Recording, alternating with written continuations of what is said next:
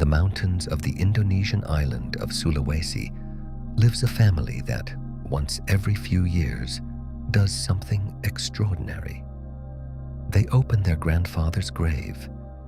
They pull out his body, dress him in a new suit, sit him down in a chair, place a lit cigarette between his fingers, and pose for a family photo.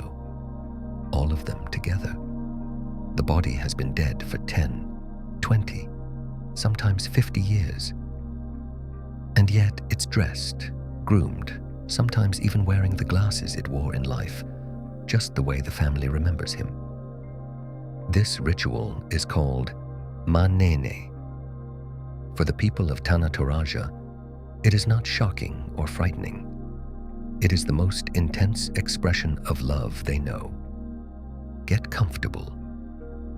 We're about to open a grave.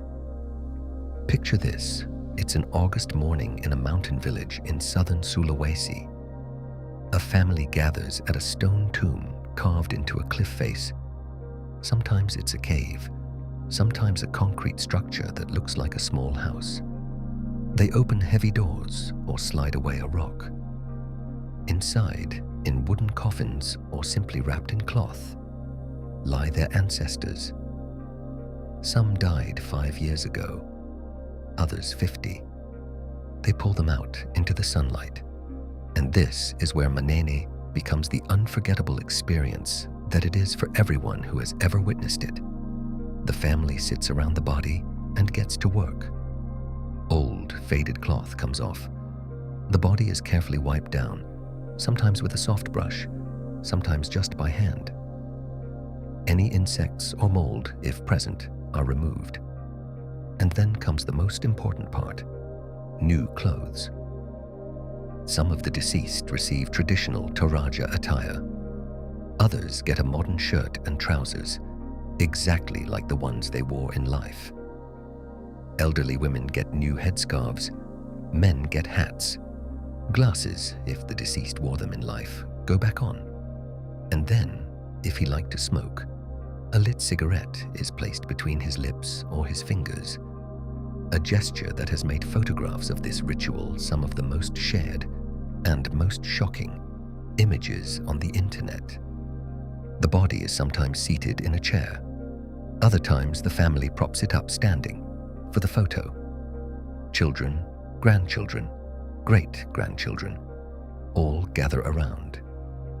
They smile. They talk to the body as though it can still hear them. Someone tells it the family news from the past year. Someone else thanks it for everything it did while alive.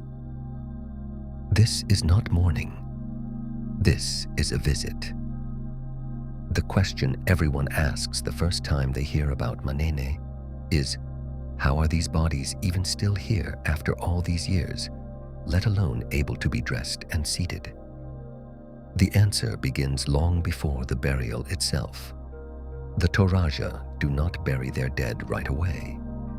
The body is first embalmed, traditionally with a mixture of local herbs and tannins, in modern times often with added formaldehyde, and it stays at home, sometimes for months, sometimes for years. During that time, the family treats the deceased literally as a sick member of the household. They call them makula, the one who is sick. They bring them food. They talk to them. They sleep in the house where the body lies. The reason for this delay is brutally practical: money. The actual funeral, called Rambu Solo, is one of the most expensive ceremonies in the world.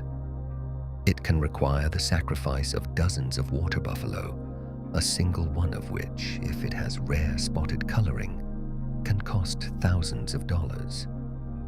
The total cost of a proper funeral can climb as high as $500,000.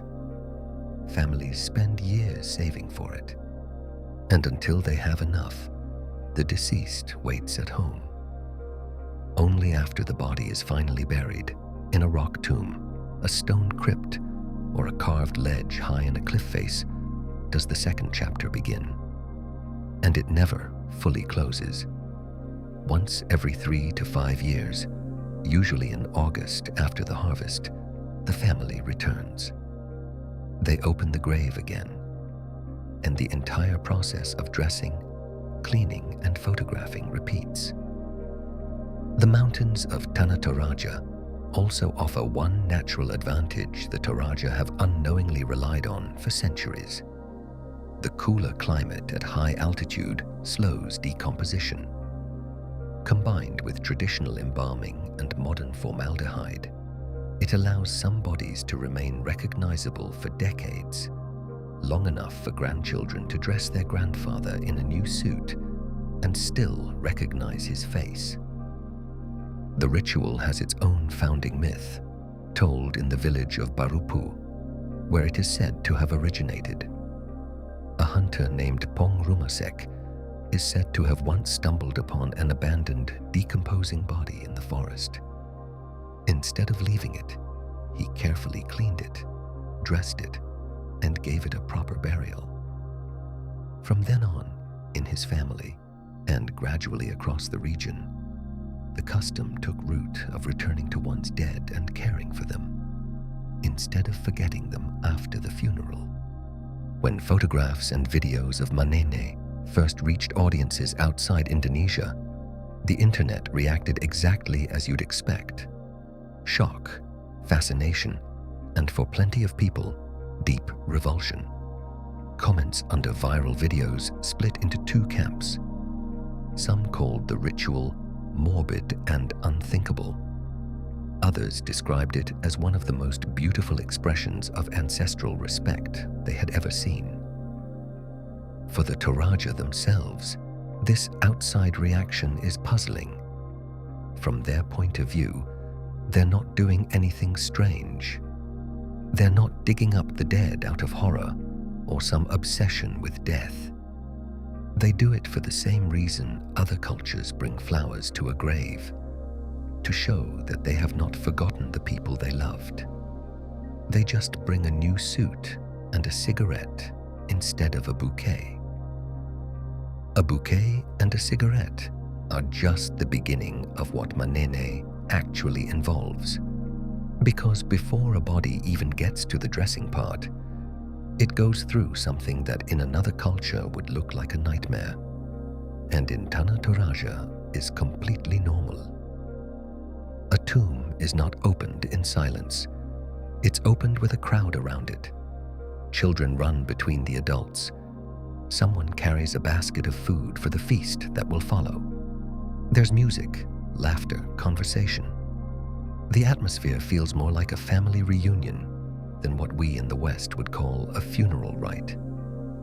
Once the body is out of its crypt, it passes through the hands of practically everyone present. They touch it, embrace it, sometimes even dance with it. The first reaction of outsiders who attend this ceremony, tourists, journalists, photographers, is almost always the same: shock that gradually turns into awe. Photographer Gary Lotulung, who documented Manene for international media, described his first experience by saying nothing prepared him for it. And yet the longer he was there, the less he saw it as something bizarre, and the more he saw it as something deeply human. Criticism of the ritual comes mainly from outside it, from religious conservatives who view it as a pagan holdover incompatible with Christianity, the faith most Toraja practice today. Local Protestant and Catholic churches take varying stances on it. Some congregations quietly tolerate it as cultural tradition. Others openly condemn it. And yet the ritual survives, generation after generation, precisely because for the Toraja themselves, it is not a religious act in conflict with their faith. It's about family. The first outsiders to ever encounter Manene were Dutch missionaries and colonial officials in the early 20th century. Their reactions, recorded in letters and reports of the time, swung between horror and fascination, and often led to attempts to suppress the ritual as barbaric. those attempts never fully succeeded. The Toraja held on to their relationship with the dead, even under pressure from colonial administration, and later, even under pressure from their own formally adopted Christian faith. The ritual itself likely existed for centuries before anyone from outside ever recorded it. The first written accounts of Toraja funerary customs date only to the period of Dutch colonization in the early 20th century, when the region was first systematically documented by European researchers and missionaries. A turning point for global awareness of Toraja culture came in 1972, when the funeral of the last pure-blooded Toraja nobleman drew more than 400 foreign visitors and was filmed for National Geographic. That broadcast, aired across several European countries, was for many people in the West their first encounter with how the Toraja approached death, and it laid the groundwork for the tourism boom that followed in the decades after. The 1970s and 1980s brought a fundamental transformation to the region. From an isolated mountain area that had previously seen only a few dozen Europeans a year, Tana Toraja became Indonesia's second most visited tourist destination, right after Bali. Locals started building hotels, working as guides, selling souvenirs. The region's economy grew dependent on tourism in a way that brought crucial financial benefit to many families, but also tension. That tension came to a head in the mid-1980s, when the Indonesian government formally designated several Toraja villages and burial sites as protected tourist attractions. The decision came with a ban on the Toraja themselves making any changes to their traditional houses and graves, and they suddenly found a distant government institution deciding the fate of their own sacred sites, not themselves. Disputes between local communities and tourism developers led to open conflicts that in some cases dragged on for years. The 1990s, along with Indonesia's political instability, including religious conflicts elsewhere on Sulawesi, led to a dramatic decline in tourism to the region. Hotels built in anticipation of an endless flow of visitors suddenly sat empty. For many families who had come to depend on tourism income, this meant returning to more traditional livelihoods, farming and growing coffee, for which the region remains famous around the world to this day. The symbolism of Manin shifted over the decades. From a purely family, private act, it became partly a performative moment too. The awareness that the ritual could draw tourists and their money led some families to adapt the ceremony for an audience of onlookers. This shift has sparked its own debates inside the Toraja community. Where is the line between sharing your culture with the world and turning it into a spectacle for outsiders? Today's version of Manin differs in some ways from how the ritual looked even 50 years ago. Modern embalming agents, available thanks to contact with the outside medical world, have significantly improved the ability to keep bodies recognizable for longer than traditional natural methods ever could.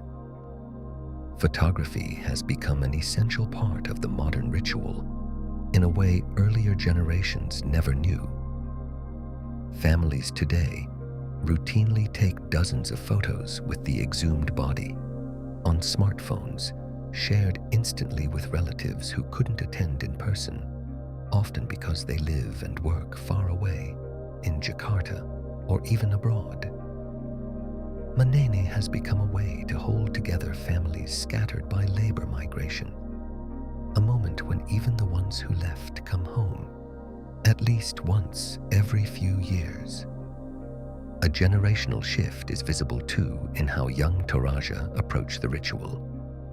Part of the younger generation raised in cities or shaped by global pop culture, views Manene with more distance than their parents and grandparents did, not necessarily with rejection, but with the awareness that this is something they will eventually have to explain to their own children, who may grow up even further removed from the traditional context. And yet, the ritual is not dying out. If anything, in recent years, it has drawn a new kind of interest, this time from researchers studying death and dying as a cultural phenomenon. Academics in the field of thanatology, the study of death, have begun examining Manene as an example of an alternative approach to grief, one that may offer valuable insight even to cultures where death is treated as taboo and hidden behind the doors of hospitals and funeral homes. In recent years, UNESCO has looked into the question of whether to add Toraja funerary tradition to its list of intangible cultural heritage. In its documents, the organization emphasized that this cultural landscape has irreplaceable scientific value as a source of analogy for studying the past, and that the connection between nature and culture in this region could contribute to broader awareness of the relationship between people and their environment. The relationship between people and their environment is visible in Tana Toraja at a glance today. All you have to do is arrive in August, when the region transforms each year into a destination for thousands of visitors who come for exactly one reason: the chance to see Manene with their own eyes. Travel agencies across Southeast Asia now offer specialized tours built specifically around watching the ritual. Though it's worth noting that unlike the large Rambu solo funerals, which are planned months in advance and publicly known, Manene is much harder to predict. The exact date and location depend on each family's decision. It isn't publicly announced, and independent travelers often only reach one through personal connections with local guides. The ritual's role in the life of the community today remains at its core the same as it was generations ago, keeping the bond between the living and the dead alive, literally. But a new layer has been added: the awareness that the world is watching. Young Toraja experiencing the ritual with a smartphone in hand are increasingly aware that a photo they send to a relative in Jakarta could, within hours, be circulating on the other side of the world, shared by people who know nothing at all about the context it came from. Beneath what's commonly written about Manene lie details that rarely make the headlines. One of the lesser-known aspects of the ritual concerns how families read the state of a body's preservation.